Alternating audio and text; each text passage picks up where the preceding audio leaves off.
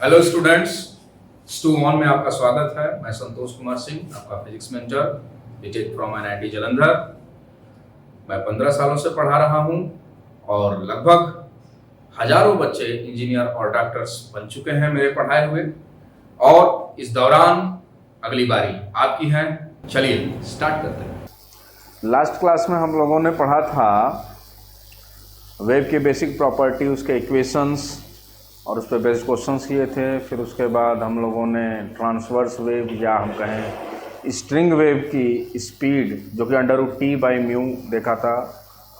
फिर उसके बाद साउंड की बात किया था कि साउंड में वेव स्पीड कैसे कैलकुलेट होती है, न्यूटन्स लॉ क्या था साउंड वेव प्रोपागेशन के लिए, लैप्लास करेक्शन क्या था, क्या करेक्ट हुआ, क्या आइसोथर्मल से एडियाबेटिक कैसे चेंज आया और कैसे एक्सेप्टेंस हुआ, और इस पे बेस्ड हम लोग क्वेश्चंस कर रहे थे।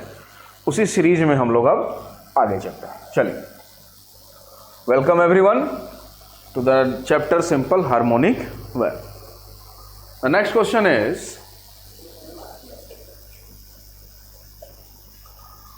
To wire of different density but same area of cross section shouldered together at one end and are stretched to a tension T.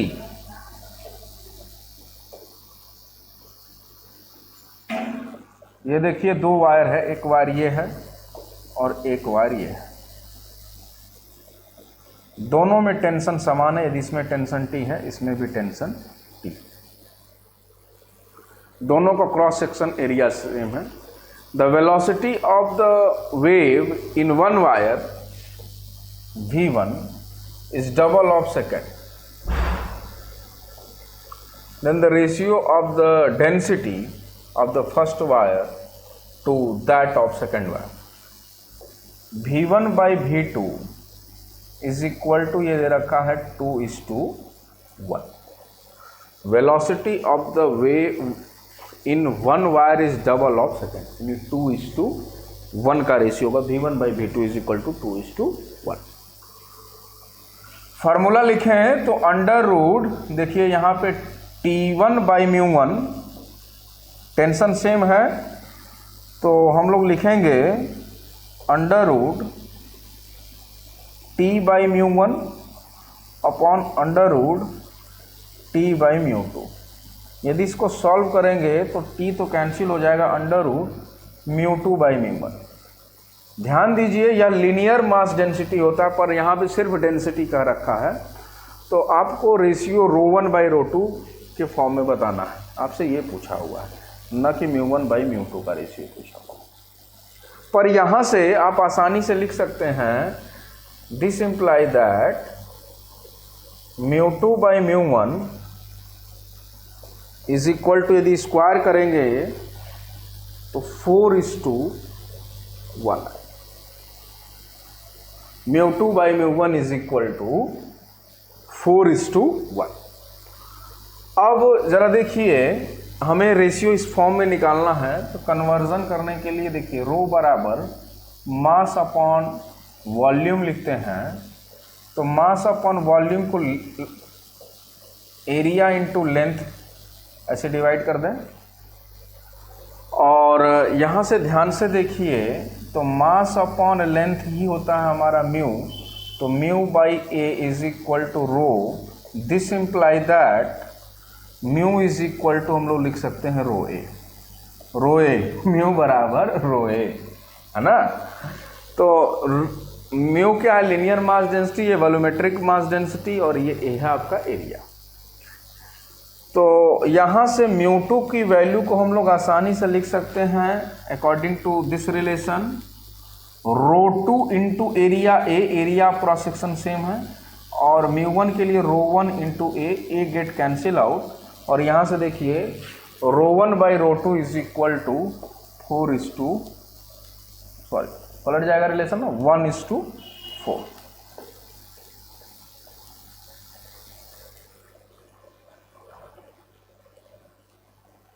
One is to 4। This will be your answer. देखा, तो यहाँ से जो relation है इस तरीके से convert होके यहाँ पे आएगा। ये प्रीवियस ईयर में क्वेश्चन आ चुका है। Moving to the next question, a 4 kg block is attached to one end of the string A as shown.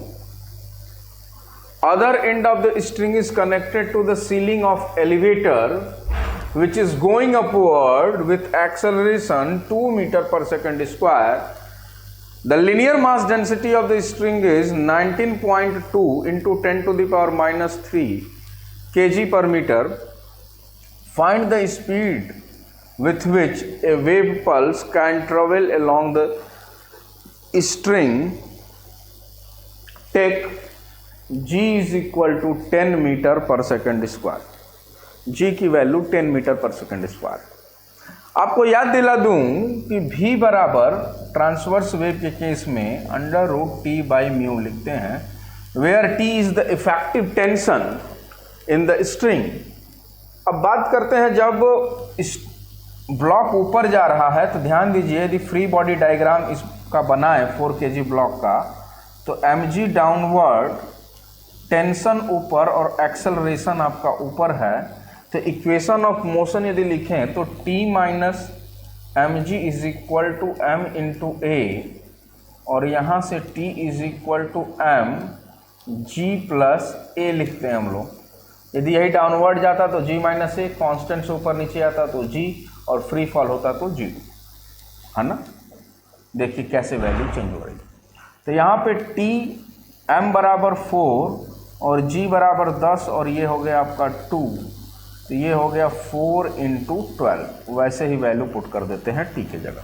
चलिए ये पुट करते हैं, तो under root 4 into 12 divide by 19.2 into 10 to the power minus 3।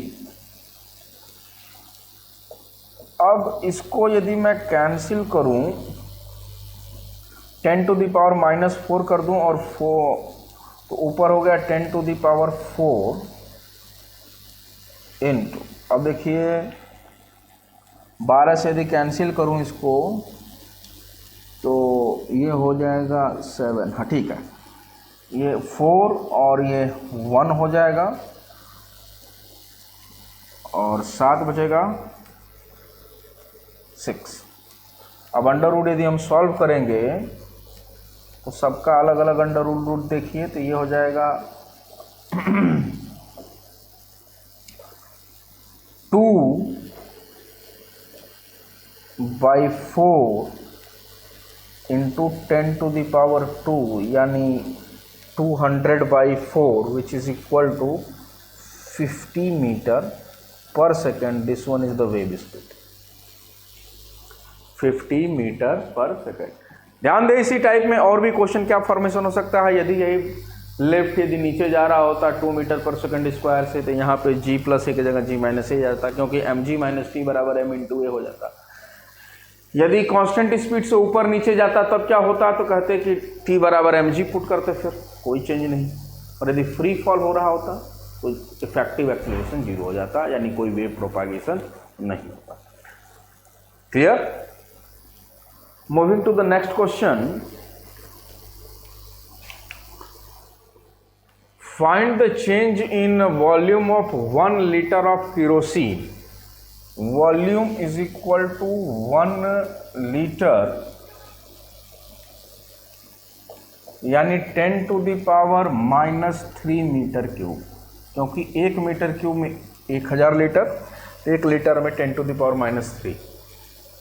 When it is subjected to the extra pressure, delta P extra is equal to 2 into 10 to the power 5 Newton per meter square, given that the density 800 kg per meter cube and the speed of wave in kerosene v is equal to change की बात कर रहा है।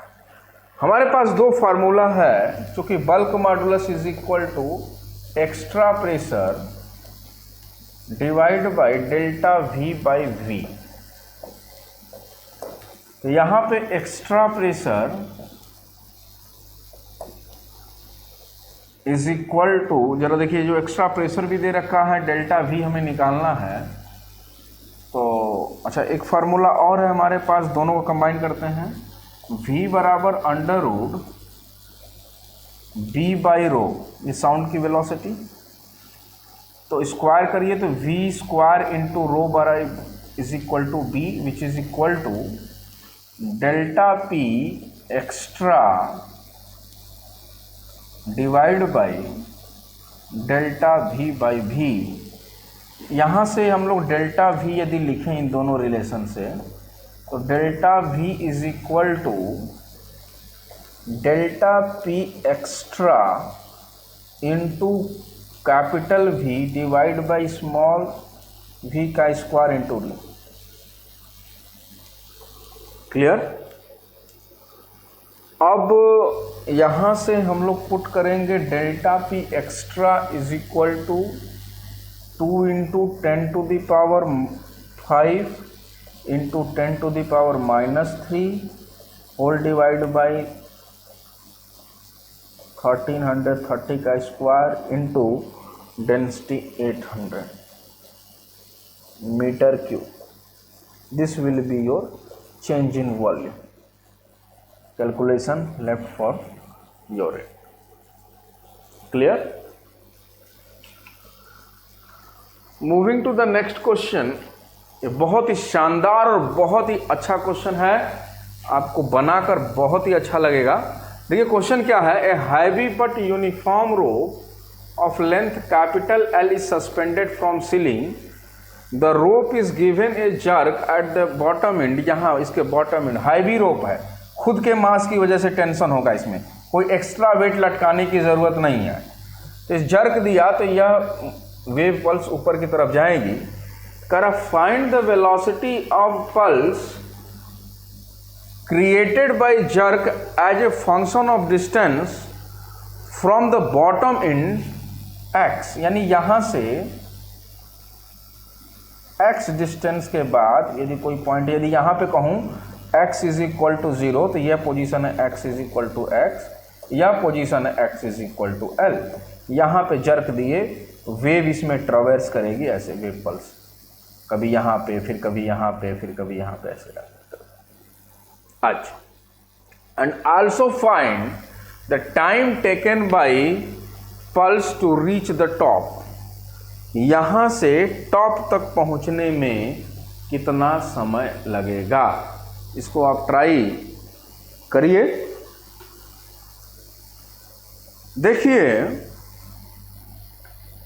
चूंकि हम जानते हैं कि v is equal to under root T by mu, यही है ट्रांसवर्स केस में, पर यह तब अप्लाई करते हैं व्हेन t इज कांस्टेंट। ये जो टेंशन है कांस्टेंट बना रहे across the whole length of the wire और स्ट्रिंग।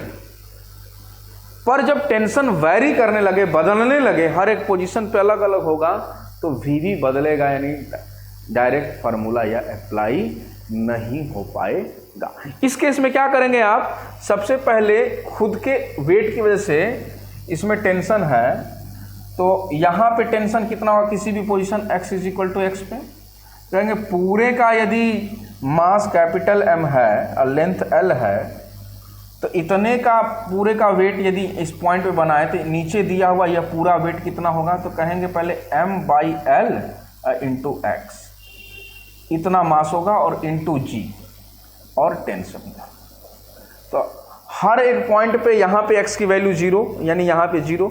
जैसे जैसे x की वैल्यू बढ़ती जाएगी, देखो x बराबर टॉप पे जाएंगे तो x बराबर l हो जाएगा और कैंसिल हो जाएगा, यानी टॉप पे जो टेंशन होगा सबसे ज़्यादा होगा mg, और जैसे जैसे नीचे जाएंगे टेंशन घटता जाएगा।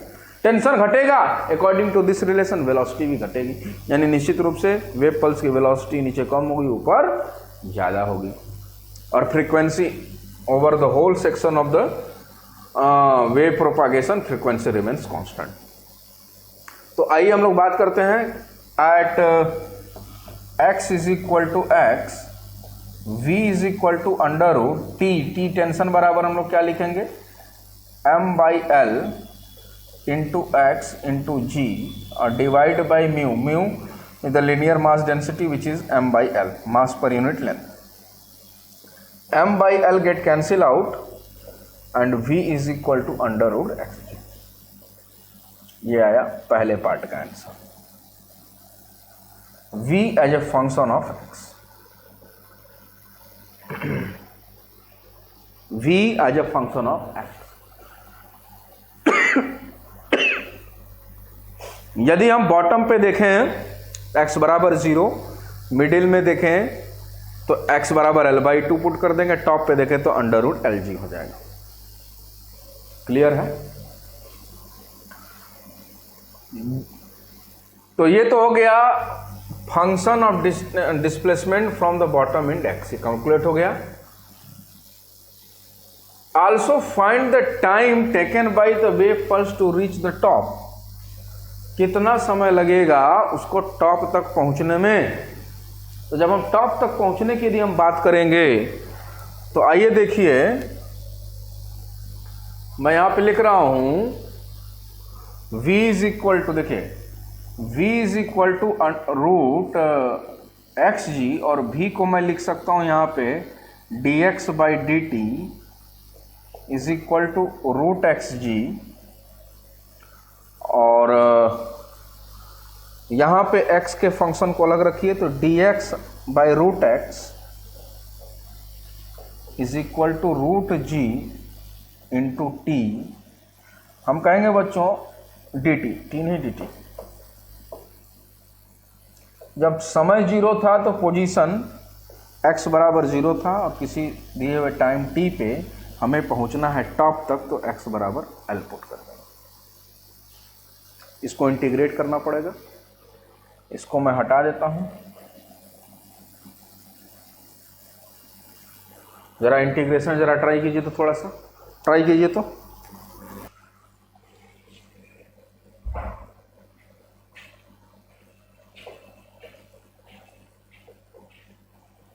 देखिए, जब इसको इंटीग्रेट करेंगे तो इसको ऐसे लिख देते हैं x to the power -1/2 dx limit from 0 to L is equal to root G, और डी टी का इंटीग्रेशन तो आसान है, t लिख देंगे. यहाँ से लिखेंगे x टू द पावर 1/2 और डिवाइड बाई 1/2 करेंगे तो यह 2 ऊपर आ जाएगा, और limit from 0 to L is equal to root g T. Upper limit put करते हैं तो 2 हो जाएगा इधर बाहर, और ये L टू द पावर 1/2, तो यहाँ पे लिख दूंगा मैं root L is equal to root g into T. तो t is equal to 2 times under root L by g. This one is the time required to reach the wave pulse from bottom to top. Clear?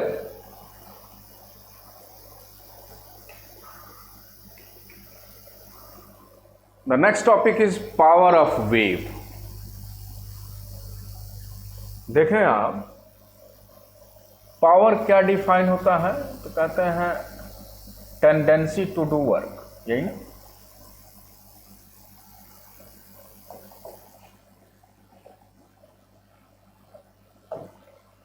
Work per unit time. Work per unit time. Unit की यदि मैं बात करूं तो unit होगा joule पर second, या हम लोग लिख सकते हैं वाट. जूल पर सेकेंड या वाट. वेव के केस में क्या होगा कि 1 सेकेंड में वेव को कितना एनर्जी सप्लाई किया गया. 1 सेकेंड में, तो 1 सेकेंड में कितना दूर जाएगा, तो कहेंगे 1 सेकेंड में, या v मीटर, यदि v स्पीड से जाता है तो v मीटर जाएगा 1 सेकेंड में.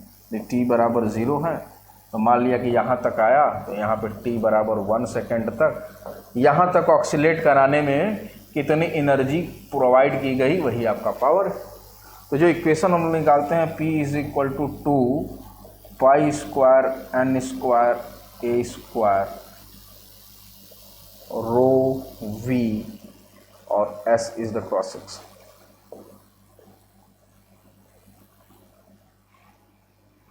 है ना, where A is the amplitude,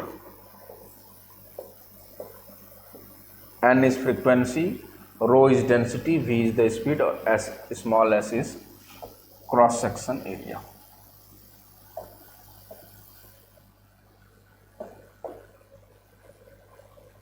cross section area. यदि मैं यहीं पे इंटेंसिटी की यदि बात करूं तो यहां पे अच्छा यूनिट यहां पे वॉट या जूल पर सेकेंड। यदि मैं इंटेंसिटी की यदि मैं बात करूं वेव इंटेंसिटी तो power per unit area.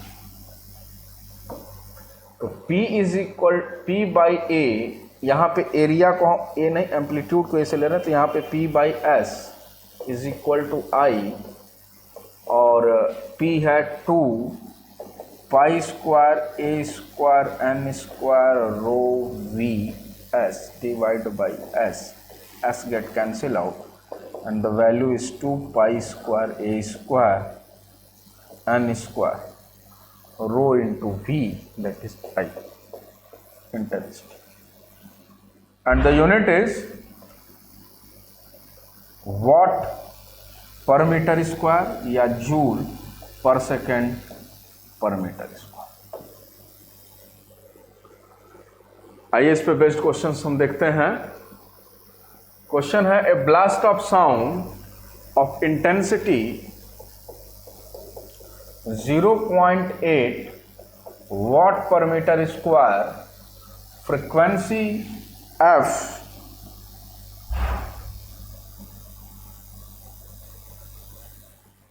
N से डिनोट करते हैं। N is equal to 1000 hertz, density of air 1.3 kg per metre cube and speed of sound V is equal to 330 metre per second. Find the amplitude of wave pulse, A बराबर निकालना। Please calculate this, calculate कीजिए जल्दी से। आइए देखते हैं। Intensity is equal to 2 pi square N square rho V S, नहीं rho we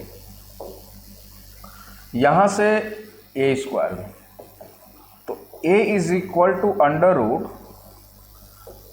I upon 2 pi square N square rho into V. Value यदि पुट करें तो I is equal to 0.8 divide by 2.3.14 square into 1000 square into density is 1.3 into V is 330। After calculating you will get the result 9.6 into 10 to the power minus 6 meter. Good. Moving to the next question. Two waves in a given medium are represented by the displacement curve shown in figure. Find the ratio of their intensity. देखिए ये wave 1 है और ये wave 2 है और ये wave अपनी एक साइकिल कंप्लीट करता है और ये देखिए कितनी साइकिल कंप्लीट कर रहा है, तो 1 2 और 3 साइकिल। अच्छा, इंटेंसिटी का रिलेशन हम जानते हैं I is equal to 2 pi square A square N square rho into V. पर यहाँ पे देखिए दोनों वायर एक ही हैं पर दोनों के अलग अलग फ्रिक्वेंसी पे उनको ऑक्सीलेट कराया जा रहा है। तो I1 अपॉन I2 का यदि रेशियो देखें तो क्या क्या 2 पाई कैंसिल हो जाएगा, रो भी कैंसिल हो जाएगा। तो यहाँ से लिखेंगे A1 अपॉन A2 का whole square into N1 by N2 का होल स्क्वायर। ये आपको ध्यान देना है, ये रिलेशन आप ध्यान रखिएगा, इम्पॉर्टेंट है। किसी दिए हुए मीडियम में इंटेंसिटी का रेशियो एम्पलीट्यूड के रेशियो का स्क्वायर इंटू फ्रीक्वेंसी का रेशियो का स्क्वायर के बराबर होता है। अब देखिए जो वेव 1 है उसका एम्पलीट्यूड देखिए 5 यूनिट और इसका 2 यूनिट, तो 5/2 का स्क्वायर इंटू फ्रीक्वेंसी n1/n2, तो ये देखिए ये 1 साइकिल, 2 साइकिल और 3 साइकिल, यानी पहला 1 तो दूसरा 3, यानी फ्रीक्वेंसी का रेशियो 1:3 का square, that is equal to 25 divide by 4 into 9 which is equal to 25/36, that will be your ratio and this will be your answer। ये ग्राफिकल ग्राफ से या कर्व वेव के बिहेवियर से आपको एम्पलीट्यूड और frequency देखते हुए इंटेंसिटी के रेशियो को समझना। Moving to the next question, an a string of linear mass density mu is equal to 5 into 10 to the power minus 2 kg per meter under a tension of 80 Newton. How much power must be supplied to string to generate a simple harmonic wave at a frequency 60 Hz and a amplitude 6 centimeter? तो जरा देखिए,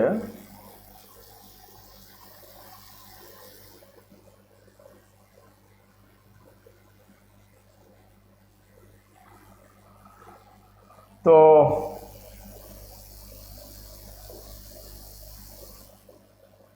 power is equal to 2 pi square n square a square rho V S. ध्यान दीजिएगा mu into A बराबर होता है rho into S बराबर mu, तो वैल्यू हो जाएगी 2 pi square n square a square V into mu. अच्छा, 2 इंटू पाई स्क्वायर को आप 10 कंसिडर कर सकते हैं, N square frequency is 60 square, amplitude 0.06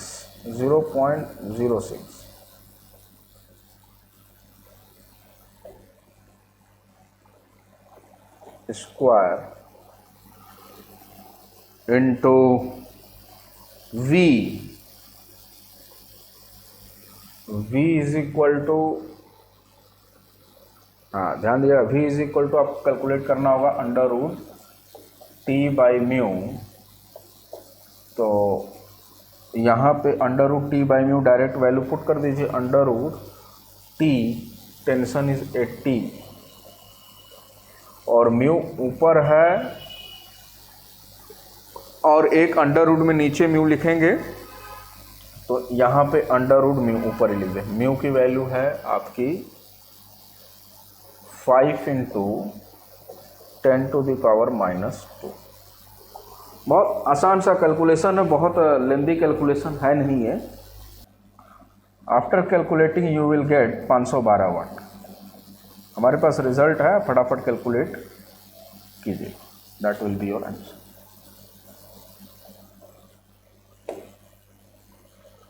pitch of sound wave, कभी भी आपको जो भी कैलकुलेशन पार्ट होगा या इससे आपको भागना नहीं है, आपको फटाफट चूज़ों की कोशिश करना है कि हम इतने आसानी से और जल्दी से कैलकुलेशन कर पाएँ। इसके लिए आपको ए लॉट ऑफ प्रैक्टिस की ज़रूरत है, ढेर सारा प्रैक्टिस कीजिए ताकि आपका कैलकुलेशन काफ़ी अच्छा रहे। बात करता हूँ मैं पिच ऑफ साउंड। तो pitch is just like frequency, या फ्रिक्वेंसी को रिप्रेजेंट करता है। पिच को मेजरमेंट करने का कोई अपना तरीका नहीं है। कहते हैं हाई पिच मतलब क्या है, जिसमें पिंजिंग इफेक्ट ज़्यादा होगा, आवाज़ में कान लगेगी, स्रिलिंग इफेक्ट ज़्यादा होगा। लो पिच मीठी आवाज़ कहते हैं हम, है ना। जो वुमेन वॉइस होता है वो लगभग हाई पिच का होता है as compare to men voice का लो पिच होता है। मॉस्किटो की जो आवाज़ होती है वह काफ़ी हाई पिच पे होती है। और यदि मैं बात करूं मॉस्किटो के अलावा, यदि मैं शेर की एक दहाड़ जो है वो कहते हैं लो पिच का है, पर उसमें पावर होता है, इसलिए बहुत ज़्यादा है ना। पर जो एक मॉस्किटो, एक मच्छर है, उसका जो पिच होता है बहुत ही हाई पिच होता है, इसलिए कान पे जैसे आ जाती है एकदम, इनका जो स्रिलिंग इफेक्ट है बहुत ज़्यादा होता है, इसलिए तुरंत हम हटाना शुरू कर देते हैं ना। नहीं मधुर आवाज़ में गाता तब क्यों, कोई दिक्कत ही नहीं होता। तो कहते आओ गाना सुनाओ, हम सुनेंगे, है ना। आइए loudness level of the sound wave.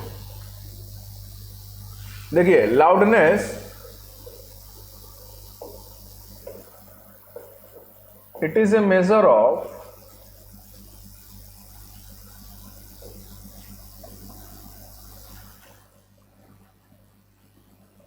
loudness level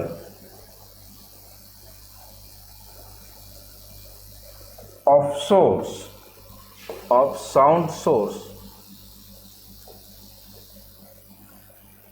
relative to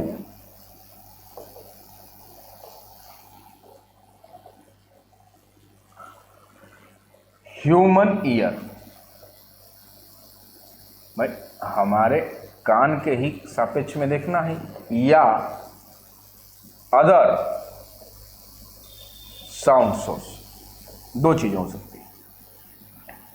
भाई कोई एक सोर्स बज रहा है या साउंड कर रहा है तो हमारे कान के कंपेयर में कितना लाउडनेस है, हमारा जो ह्यूमन नॉर्मल ईयर, यानी कोई बहरा हो उसके लिए नहीं, तो किसका, यदि नॉर्मल ह्यूमन ईयर है, ठीक ठाक काम कर रहा है, तो उसके लिए लाउडनेस लेवल क्या होगा। जैसे मैं बोल रहा हूँ, आप मेरी आवाज़ कानों तक आपके पहुँच रही है।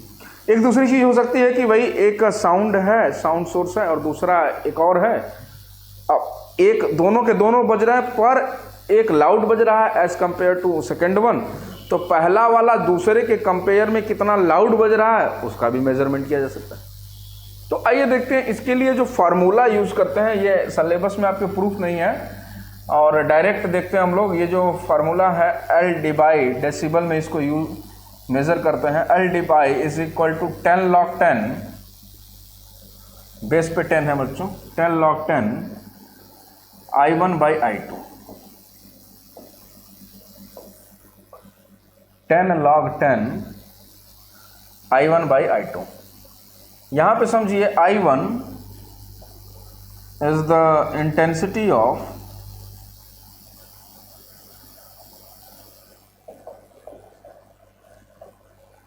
sound source 1,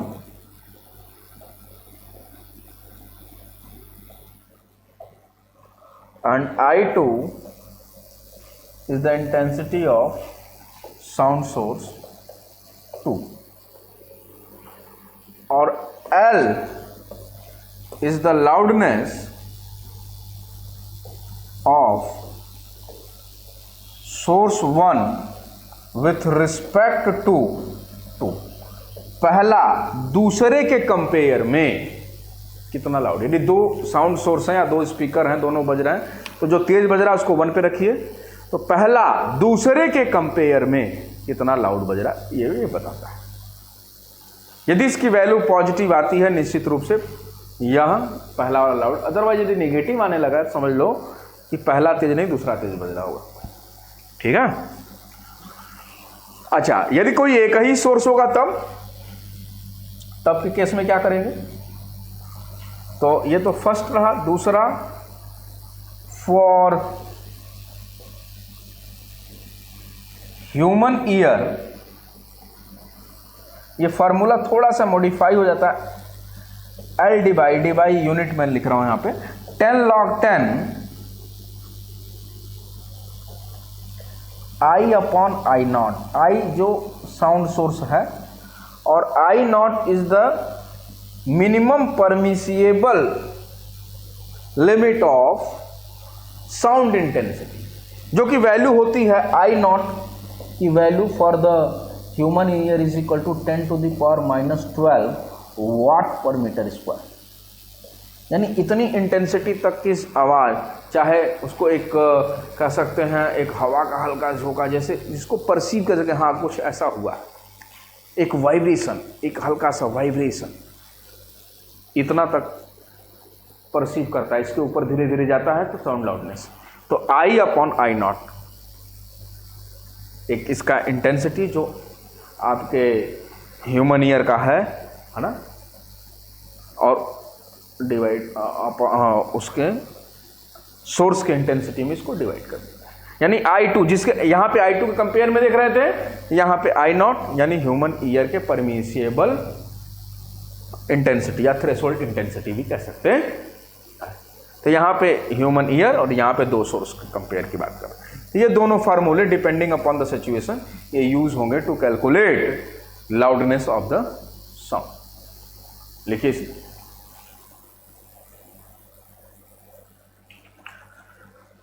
तो मेजरमेंट की हम लोग बात कर लिए। क्वेश्चन देखिए, if intensity of the sound wave is increase by 100, तो 100 नहीं, यहाँ पे 100 टाइम और increase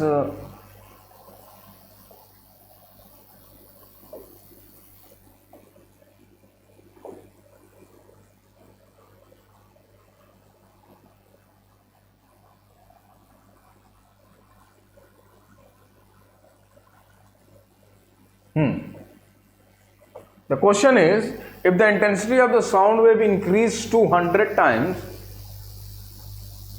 by what decibel the loudness level will increase? तो कितने से बढ़ जाएगा? तो देखिए इसको ऐसे किया जा सकता है डायरेक्ट, L डिवाई इज इक्वल टू, पहले कितना था तो पहले मान लिया कि I0 था और बाद में कितना हो गया, बाद में हो गया ये 100 I0, सॉरी I0 ना लिखें, इसको I ही लिखें, 100 I हो गया। तो समझिए कि ये सोर्स 1 था, शुरुआत में ये सोर्स 1 और ये बाद में ये सोर्स 2, ऐसे समझ सकते हैं आप। तो सोर्स 2 पहले के कंपेयर में कितना ज़्यादा है, कितना इंक्रीज है, तो डायरेक्ट फार्मूला L डिवाई is equal to 10 log 10 I2 100 I upon I get cancel out. देखिए यहाँ से क्या लिखेंगे, 10 log 10 100 का 10 का स्क्वायर लिख दें, 2 को इधर लिख दें, या 2 इंटू 10 log 10 बेस 10 पे ये वैल्यू हो जाएगी 1, तो 2 into 10 into 1 that is equal to 20 डिवाई, 20 डिवाई से या 20 डेसिबल से बढ़ जाएगा। यदि 100 टाइम्स कर देंगे, पहले से 100 गुना कर देंगे, तो लाउडनेस लेवल 20 डेसिबल से बढ़ जाएगा, 20 डेसिबल से बढ़, पहले जितना था उससे 20 डेसिबल से बढ़ जाएगा। इसीलिए कहते हैं कि यह सापेक्षता है, या किसी के रिस्पेक्ट में लाउडनेस निकाला जाता है। इसीलिए loudness is the term to measure the loudness level which is a relative phenomena. इसलिए कहते हैं यह एक रिलेटिव फिनोमेना। रिलेटिव कहने का मतलब कि किसी दूसरे सोर्स के कंपेयर में या ह्यूमन ईयर के कंपेयर में। तो यहाँ पे सापेक्षता कैसे है कि पहले जो बज रहा था और बाद में बज रहा है, तो पहले के कंपेयर में कितना ज़्यादा है, यानी सापेक्ष। ठीक है, वो कैलकुलेट किया हमने। देखिए क्वेश्चन है, person is standing at a distance 8 metre from a point source of sound. ये देखिए ये है पॉइंट सोर्स। आपको याद दिला दूं कि पॉइंट सोर्स के केस में intensity inversely proportional to distance का स्क्वायर के, और यहाँ पे ये है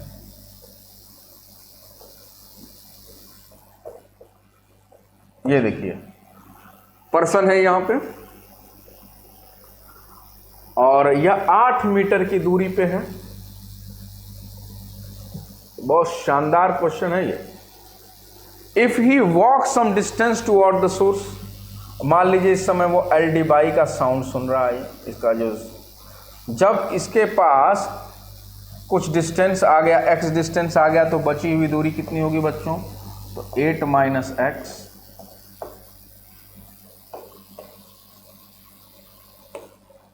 अब देखिए, तो निश्चित रूप से जब पर्सन यहाँ पे आ जाएगा तो उसका लाउडनेस लेवल बढ़ जाएगा, तो L प्लस डेल्टा L कह सकते हैं, कुछ बढ़ेगा।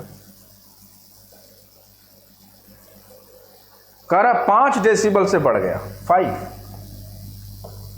यानी जो रिलेटिव चेंज आया यहाँ से यहाँ आने में 5 डेसिबल का आया, यहाँ से यहाँ आने में 5 डेसिबल। मान लिया यहाँ पे इंटेंसिटी बच्चों I1 I2 है और बाद में हो गई I1, ऐसे समझ लेते हैं,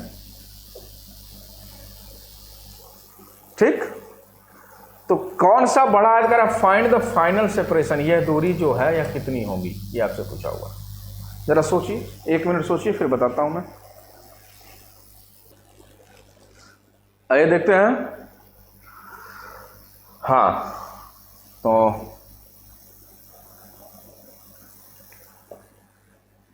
फाइव जो एक्स्ट्रा लाउडनेस आया, जो इंक्रीज होके आया, direct formula 5 is equal to 10 log 10। कौन ज़्यादा है लाउड, I1 वाला, तो I1 अपॉन इसके रिस्पेक्ट में I2 के कंपेयर में। अब I1 अपॉन I2 क्या होगा, तो I1 के लिए देखिए सोर्स से ऑब्जेक्ट की जो दूरी है, तो मैं I2 is equal to constant C upon यह दूरी कितनी है, तो यह 8 का स्क्वायर इसके प्रोपोर्शनल होगा।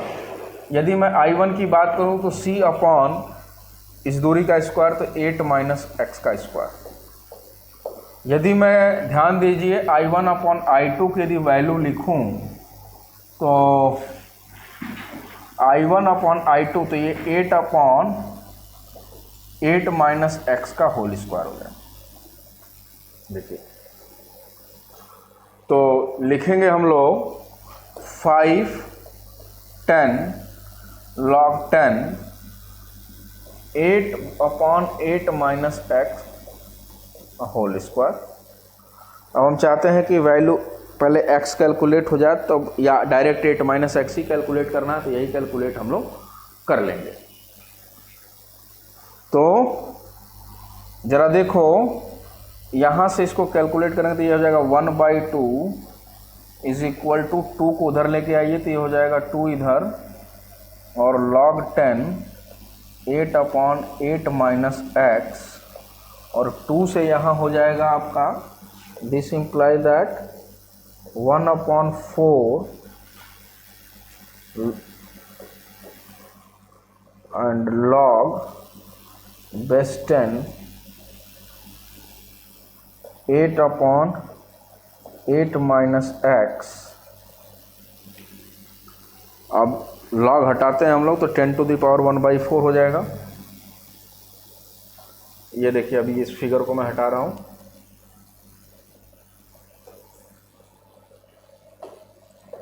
यहां से मैं लिखूंगा लॉग हटा के लिखते हैं डायरेक्ट। देखिए, यहां से लिखेंगे हम लोग 10 to the power 1/4 is equal to 8 upon 8 minus x. आपसे फाइनल डिस्टेंस पूछा, this imply that 8 minus x will be your final answer, is equal to 8 upon 10 to the power 1/4।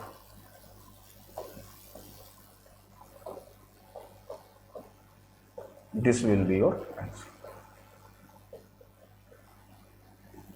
बहुत ही अच्छा क्वेश्चन था ये।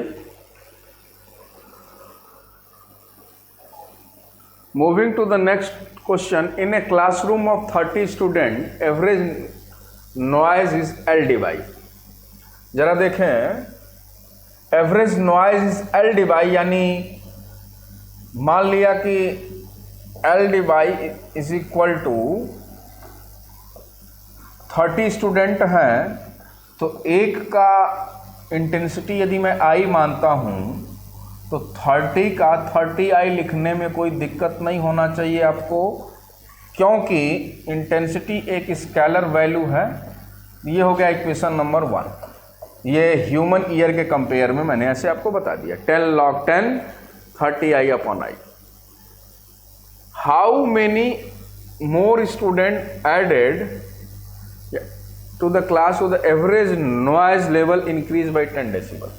यानी अब L प्लस 10 हो जाए, और 10 log 10 कितने स्टूडेंट, तो मान लिया कि पहले 30 थे, अब X स्टूडेंट और ऐड कर दिए जाएं, तो लाउडनेस लेवल बढ़ जाएगा। तो 30 plus X upon I0 into I।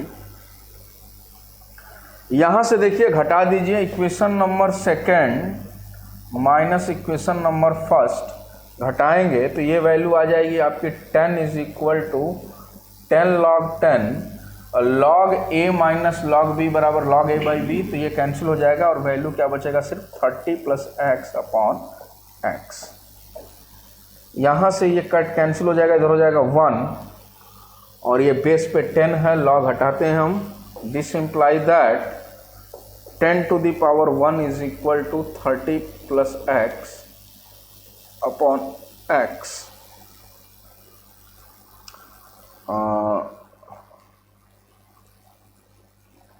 यहाँ पे x नहीं, यहाँ पे कुछ 30,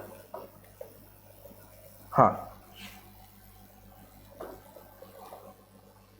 देखिए 30, तो यहाँ से हो जाएगा 300 और x is equal to 300 minus 30 is equal to 270 student should be increase in the class.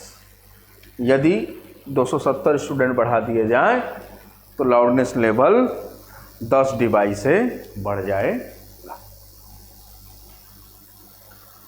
यदि एक चीज़ और ध्यान दीजिए, अभी मैं एक वैरायटी आपको उसमें बताना मैं भूल गया इस क्वेश्चन में। यदि यही जो सोर्स है, ये सोर्स पॉइंट सोर्स ना होकर यदि यह लाइन सोर्स होता तब आप कैसे करते, देखिए समझिएगा। यदि यह पॉइंट सोर्स ना होकर के, this source will be line source.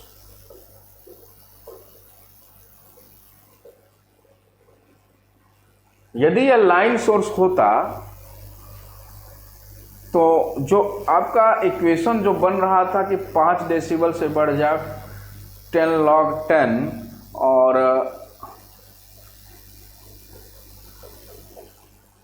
I1 by I2,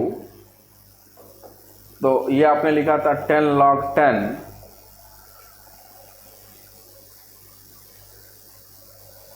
और ध्यान दीजिएगा 8 अपॉन 8 माइनस एक्स का होल स्क्वायर आपने लिखा था। आपको याद दिला दूं कि जब हम पॉइंट सोर्स की यदि हम बात करते हैं तो वहाँ पे इंटेंसिटी डिस्टेंस ऑफ सोर्स और ऑब्जर्वर के दूरी के इन्वर्सली प्रोपोर्शनल होती है। फिर से मैं बोलता हूँ, ऑब्जर्वर से दूरी किसकी, सोर्स के, जो उनके बीच की जो दूरी है ऑब्जर्वर सोर्स के, उसके इन्वर्सली प्रोपोर्शनल होगा। तो पहले केस में हम देखेंगे कि I1 जब लिखेंगे तो वहाँ पे डिस्टेंस पहले है 8 माइनस एक्स और पहले है 8, यानी I1 इज इक्वल टू कुछ कांस्टेंट लगा दें अपॉन 8, सिर्फ 8, और I2 बराबर लिखेंगे तो C अपॉन 8 माइनस एक्स का स्क्वायर। तो अब जरा देखिए, यहाँ पे ये वाला लाउड है ना, तो I2 को पहले और I1 को बाद में हम लिख देंगे। I2 को पहले और I1 को बाद में। तो I2 अपॉन I1 यदि हम जब लिखेंगे तो ये हो जाएगा 8 अपॉन 8 माइनस एक्स, स्क्वायर वाला टर्म यहाँ पे नहीं होगा। बस इतना ही अंतर आ जाएगा पॉइंट से लाइन पे।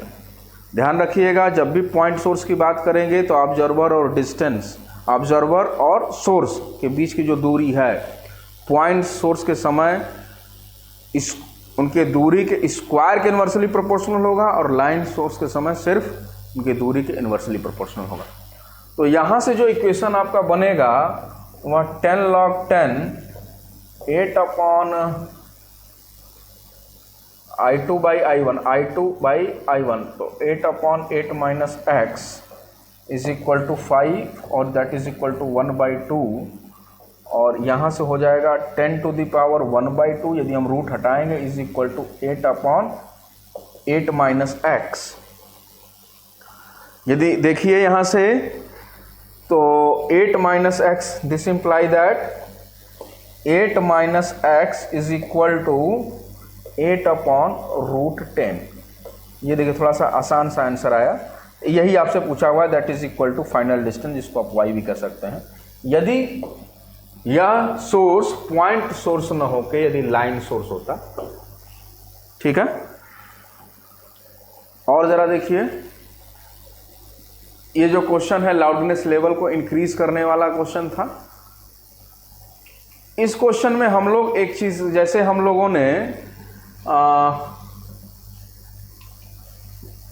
क्लासरूम वाले क्वेश्चन की यदि मैं बात करूं, यहां पे 2 इक्वेशन अलग अलग हमने बनाए, फिर उसके बाद सॉल्व किया, फिर उसके बाद हमने डिवाइड किया, ये कैलकुलेट किया, फिर 270 आया। दोनों को हम लोगों ने ह्यूमन ईयर के कंपेरेबल में किया। डायरेक्ट यदि हमें करना था तो ऐसे हम सोचते कि पहले बाद में ज़्यादा होगा और शुरू में कम होगा, तो डायरेक्ट जो रिलेशन होता है L is equal to 10 log 10 I1 by I2। अब I1 वाला ज़्यादा वाला यानी बाद में, कितने से ज़्यादा, तो 5 से। 10 log 10 कितने से ज़्यादा, 10 से ज़्यादा। यहाँ पे 10 पुट करिए, डायरेक्ट सोल्यूशन देखिए। 10 log 10 पहले में कितना, 30 प्लस x I, ये हो गया आपका I1, और बाद में 30i। डायरेक्ट I से I कैंसिल। आपको ह्यूमन ईयर के कंपेयर में लेने की कोई आवश्यकता थी ही नहीं, डायरेक्ट एनालिसिस करते। इससे क्या होता, कहा गया, सॉरी, यहां से देखिए क्या आता है आपका 1 log 10 और 30 प्लस x अपॉन 30, और ये हो जाएगा 10 is equal to 30 plus x by 30, और यहाँ से मल्टीप्लाई करते, फिर x is equal to 270 students. ठीक है ना। तो देखिए हम लोग किस किस वैरायटीज के क्वेश्चन हमने लाउडनेस लेवल पे बेस्ड क्वेश्चन हम लोगों ने किए थे। पिच के बारे में बात किया हम लोगों ने, स्ट्रिंग पे बेस्ड क्वेश्चन किए, इंटेंसिटी के रेशियो से रिलेशन बेस्ड क्वेश्चन किए, फिर उसके बाद हम लोगों ने बात किया पावर बेस्ड और इंटेंसिटी बेस्ड क्वेश्चंस की। हमने पावर पढ़ा, इंटेंसिटी पढ़ा, और जो इससे पहले के जो लेक्चर पढ़े थे √T/μ पे बेस्ड हम लोगों ने क्वेश्चंस किए सारे।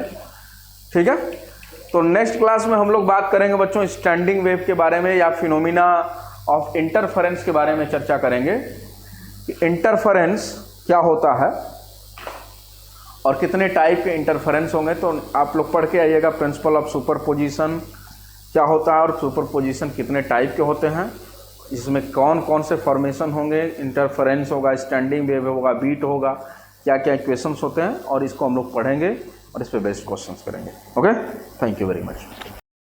On S2On study is always on. Concepts के बेहतर रियलाइजेशन के लिए S2On पर बने रहिए।